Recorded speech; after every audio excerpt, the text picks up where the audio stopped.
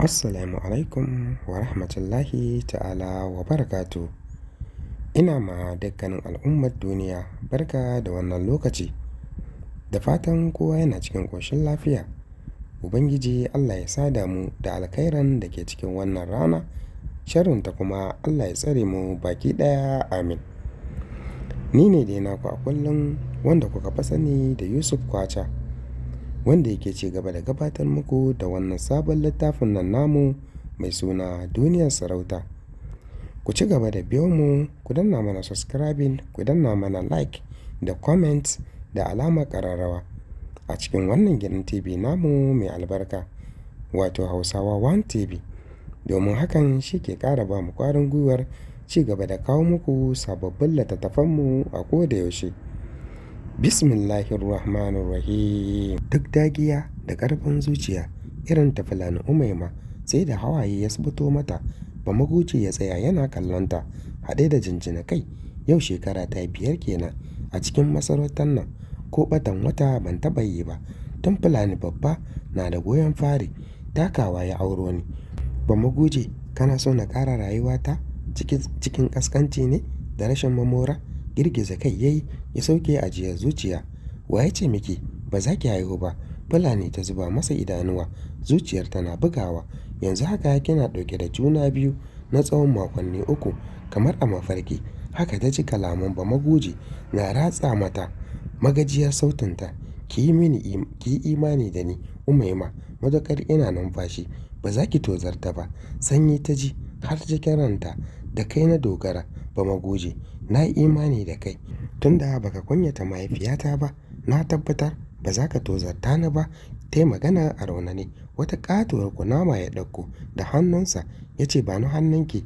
A firgice ta wurga masa kallon baka da hankali. Ya saki murmushi don ya fahimce ta. Umaima kenan, kura kike ga tsoro gaban tsoro. Umaima ta haɗa fuska kamar ba ita ba. Anya kuwa karfa ka manta, ko kura ta rame ta fi ƙarfin gawar karnuka. Dalilin haka yasa masallacin kura ba a bawa kare limanci. Murmushi Bamaguci ya yi. Kwantar da hankalinki, kamar kin faɗa rijiya. Matso kusa ki ji. Bamaguci ya furta tun bai rufe bakinsa ba. Umaima ta matsa kusa da shi ya raɗa mata a cikin kunne. Lokaci ɗaya ta bushe da wata iriyar dariya cike da farin ciki. Ta koma kan mazauninta na farko tana sauraron sa. Ki tabbatar kin aiwatar da abin da na umarce ki, don kuwa kowa rai yayi wa daɗi barin mai shi ne. Bamaguci kenan, ai ranar biyan bukata rai ba a bakin komai yake ba. Umaima ta furta cike da nishaɗi. Kashe mata ido da yayi yana ƙare mata kallo. Ganin haka yasa ta fahimce sa inda ya dosa. Tukuici nafa, ka sallame ni kenan? Ita ma ta wurga masa tambaya. Gyaɗa mata kai yayi. Umaima ta miƙe babu ko kunya ta sauke rigar zabban da ke jikinta. Maimuna ta sunna kai ƙasa, zuciya na bugawa. A fakaice take ƙarewa tsohon kallo cike da ƙyanƙyami, don ko ita da take baiwa gani take ba za ta iya haɗa jiki da shi ba. Bamaguci na shirin ɗora hannu jikinta, ta ɗan ja da baya haɗe da sakin murmushin mugunta. Na sadaukar maka da kishiyata a wannan daren, shine tukuncinka. Ba ta jira cewarsa ba, ta ɗora rigar a jikinta. Bamaguci ya gyaɗa mata sannan ya furta, za ku iya tafiya. Umaima ta yi masa jinjina da hannu, sannan ta sake ɗiban ruwan da ta wanke fuska da shi. Ta nufi wurin da Maimuna ke zaune, hannunta ɗauke da kunamar da Bamaguci ya damƙa mata. Abin da suka aiwatar a farko zuwansu yanzu ma haka ne ya faru. Sai da suka koma daidai wurin da suka buɗe ido suka gansu tun farkon zuwansu. Fulani Maimuna ta ɗaga ƙahon, ta rutse idanuwanta, ta busa haɗe da kiran sunan Bamaguci. Ƙamshin ɗakin Fulani ne ya ankarar da Maimuna dawowarsa gida. Cike da girmamawa ta zube ƙasa ta furta, Allah huta gajiya uwar gijiyata. A kullum ina sake jaddada miki, bakinki ƙanin ƙafarki Maimuna. Duk ranar da kika bari kwaɓar ki ta yi ruwa, na ji sirrina ya fita, za ki bambance mini tsakanin tsaba da tsakuwa. Fulani ta yi magana cikin sigar gargaɗi. Maimuna ta duka kai ƙasa. Wace ni, uwar gijiyata, kada Allah ya nuna mini ranar da zan aikata miki wannan zunubin, ranki shi daɗe. Fulani ta taɓa baki. Za ki iya tafiya. Da sauri Maimuna ta fice ko wage ba ta yi ba har za ta nufi sashensu na bayi, sai uwar ɗakin ta Fulani babba ta faɗo mata. Haka kawai ta ji sam ba ta kyauta ba. Zuciyarta ta ci gaba da azazzala ta. Ta je ta ga halin da take ciki, cikin sanda ta nufi sashen Fulani babba. Gabanta na faɗuwa. A haka ta ci gaba da tafiya har cikin ɗakin. Ras ƙirjinta ya buga, jikinta ya ɗauki karkarwa sakamakon ganin Fulani da ta yi a yashi. Babu sutura a jikinta. Wani tafkeken maciji ta gani a tsakanin ƙafafuwanta, ya kafa kansa a saitin kanta. Ga wani irin gurnani da macijin yake yi. Idanuwan Fulani a rufe amma sai mutsu-mutsu take yi, da alama ma bacci take yi. Daga bayanta ta ji an dafa kafaɗarta. Wani abu ne ya tsarga mata. Ta yi mutuwar tsaye cikin sanyin jiki. Ta waiwayo, karf idanuwanta suka sauka a kan Fulani Umaima da ta haɗe girarta sama da ƙasa. Ras ta ji gabanta ya yi mummunan faɗuwa. Lokaci ɗaya ta nemi yawun bakinta ta rasa.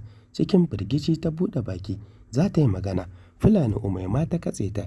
Me kike yi a nan? Kuma uban me kike leƙawa? Maimuna ta zube ƙasa, jiki na rawa. Ta furta, ki yi mini aikin gafara uwar gijiyata. Na zo ne na ji ko Fulani na da buƙatar wani abu kafin na tafi. Da hannun Fulani Umaima ta nuna mata hanya. Sum Maimuna ta fice, jiki na karkarwa. Fulani Umaima ta leƙa Fulani babba da ke kwance, ta saki murmushi mai ɗauke da ma'anoni da yawa. A hankali ta furta, mu zuba mu gani idan tusa na hura wuta. In dai ni ce yanzu kika fara gani. Daga haka ta fice daga ɗakin. Fulani babba ta jima a haka, sannan ta farka a hankali. Take sauke ajiyar zuciya. Duk da a mafarkin ta ga mai martaba yana kusantanta. Abin ya mata daɗi. Ta ji farin ciki matuƙa, saboda idan ba mantawa ta yi ba, rabon da wani abu ya shiga tsakaninta da takawa tun cikin jikinta bai fi wata biyu ba. Danshin da ta ji ne a jikinta yasa ta kai hannunta. Da mamaki take kallon makwacin nata. Da ƙyar ta yunƙura ta tashi. Nan take fitsarin da ke naɗe da zanin nata ya fara ɗiga. Da farko ta yi tsammanin faya ce ta fashe mata, tunda a halin da ake ciki tana iya haihuwa a kowane lokaci, musamman da take jin ciwon mara sama-sama. Sai dai zanen da take ji ne yasa ta shinshina hancinta. A hankali ta furta, fitsari ne kuma? Kai ina jin dai faya ce ta fice mini. Gudun wasu wasi ya sa da kanta ta ɗebo ruwa ta saka a katifarta, ta sauya kayan jikinta. Amma har lokacin gani take faya ce ta fashe mata. Banɗaki ta shiga, ta yi wanka ta fito, sannan ta ɗan ci abinci. A hankali ta ji mararta na ci gaba da ɗan tsirga mata. Daga baya bacci ya sake yin awon gaba da ita. Fulani Umaima kai tsaye shashinta ta wuce, don a ranar ba ta jin sha'awar zuwa wurin mai martaba. Da shigarta babu jimawa sai ga jakadiya ta shiga ɓangaren nata da saƙon mai martaba na gayyatar ta zuwa turakarsa. Ba don taso haka ba ta amsa mata. Jakadiya har za ta tafi, Fulani ta dakatar da ita. Jakadiya, ba na son ki nisa da sashen Fulani babba. Jakadiya ta amsa mata, sannan ta fice cike da ƙissa. Fulani Umaima ta shirya kanta da sirtattun turarurrukan da Bamaguje yake haɗa mata. Ta ƙarasa turakan mai martaba. Zabanta babu jimawa suka ji ƙarar busar sarewa. Da sauri Fulani ta leƙa kusurwar turakar. Idonta ya sauka a kan ƙaton shurin da ƙudajen tururuwa suka zagaye da ke cikin ɗakin mai martaba. Gabanta ya yanke ya faɗi, don ta san tunda ta ji wannan sarewar a yau mai afkuwa za ta auku. Mai martaba ya saci kallonta. Haka kawai yake jin shakka a zuciyarsa, amma shakka babu. Wannan busar sarewar tana da shuri saki alaƙa da cikin jikin Fulani babba, wanda yana da yaƙinin za ta iya haihuwa a cikin daren nan. Ya so ya tanka wa Fulani Umaima, amma sai ya fasa. Hakan ya sa ta saki murmushi cikin kissa. Jikina yana bani. Fulani babba na gab da kawo mana yarima. Wannan abin farin ciki ne. Tun da shuri ya saki sarewa, na tabbatar a yau za mu iya samun ƙaruwa a gidan nan. Faɗaɗa murmushinsa ya janyo Fulani Umaima jikinsa. Ya furta, wannan haka ne, yanzu me kike ganin ya kamata a yi? Ina ganin zai fi kyau a yi dakan ɗaka shekar ɗaka, sai a kira jakadiya ta zauna a gurinta ko da ciwon zai tashi tana kusa da ita, madadin a kira unguwar zoma. Amma sai yadda ka ce, ranka shi daɗe farin jakada. Fulani Umaima ta ƙarasa magana tana sunkuyar da kai ƙasa. Ajiyar zuciya mai martaba ya yi na baki, wuƙa da nama mai farar zuciya. Allah ya miki albarka. Fulani Umaima ta amsa, sannan hirar tasu ta fara sauya salo. Farantaran ma'auratan zuciyar Fulani Umaima ƙal ta je ta samu jakadiya da zancen takawa. Jakadiya na gama sauraronta ta yi ƙasa da murya tana ɗan waige, sannan ta ce, wani ma ya yi rawa ballantana ɗan makaɗi. Ai wallahi sai mun ga abin da ya ture wa buzu naɗi. Ina mai yi miki albishir, tauraruwan mai martaba gobe war haka. Fulani babba na nan cunkushe da bakin ciki falƙirjinta. Idan an isa a yi yarima ba a ɗakina ba, shegiya nake. Fulani Umaima ta saki dariyar ƙeta. Jakadiya tamkar zuma haka kike, ga zaƙi ga harbi. Na aminta da ke fiye da haka ma zan iya aikatawa. Ai shi abin kasuwa na mai ciniki ne. Ni take ce Fulani har abada, ina bayanki. Fulani kin manta ɗayan kirarin nawa ne? Haskarabi mai jini ki bar shi da gashi. Fulani Umaima ta jinjina kai alamun ta gamsu. Jakadiya ta sake ƙasa da murya, Allah ya taimake ki, ni zan ƙarasa. Zan biya na taso baiwa Maimunatu da zarar haihuwar ta taho gadan-gadan zan turo miki ita. Murmushi Fulani Umaima ta yi har jakadiya ta yi gaba ta sha gabanta da sauri. Ta furta, jakadiya a kawo mini kayan bayi sashena, sannan a tabbatar an bawa Maimuna ta kawo mini cikin hanzari. Shiru jakadiya ta yi tana nazartar Fulani cikin zuciya, tana ayyana kewarta a mugun makircin da ƙudiri. Da sauri jakadiya ta wuce ɓangaren Fulani babba. A lokacin da ta ƙarasa, dare ya tsala sosai. Da ta yi sallama sannan ta shiga har cikin ɗakinta. Shigar jakadiya ya yi daidai da farkawar Fulani babba.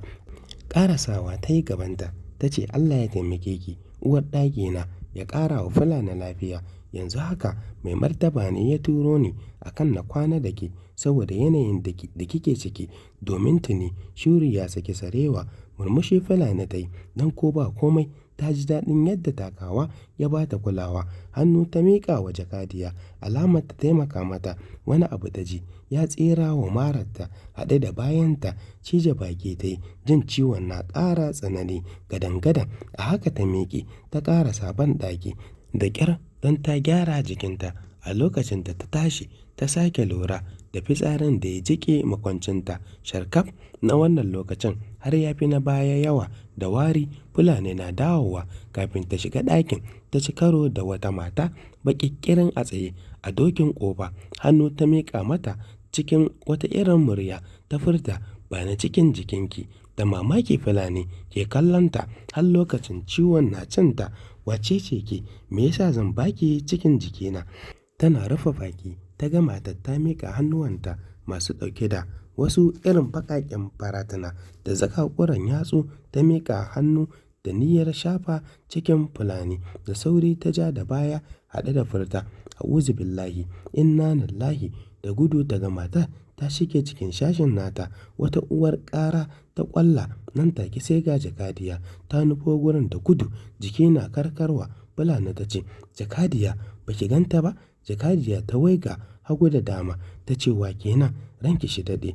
Don Fulani ta ji kanta ya yi nauyi. Tana son tuna akan abin da jakadiya take tambayarta, amma ta manta. Gumi yake tsatsafo mata. Ta share ta ce, ba komai mu je jakadiya, mara ta ciwo take yi, wash bayana zai balle. Jakadiya ta taimaka mata suka ƙarasa ciki. Kafin fitowar Fulani daga banɗakin, tuni jakadiya ta gyara wa wurin, ta haɗa komai da komai, kayan karɓar haihuwa. Ganin zaki ta haɗe jini ya fara bin ƙafar Fulani ya sa jakadiya ta shimfiɗa mata ƙatuwar leda. Fulani da ƙyar ta yunƙura ta hau kai, tana jin ƙasanta tamkar ɗa zai faɗo. Fulani Umaima ta yi sallama daga bayanta. Baiwa Maimuna na biye da ita. Yadda Fulani Umaima ta mararece tana yi wa Fulani babba sannu, sai ka rantse zuciya cike take fal da tsoron Allah. Wani jan koko ta miƙa mata ta furta, mai martaba na cikin tsananin damuwa da jin halin da kike ciki, musamman da ya tuna da mutuwar marigayya Fulani Samira. To masu sauraronmu ku ci gaba da biyo mu, ku danna mana subscribing, ku danna mana like da comment da alamar ƙararrawa a cikin wannan gidan TV namu mai albarka. Mun gode.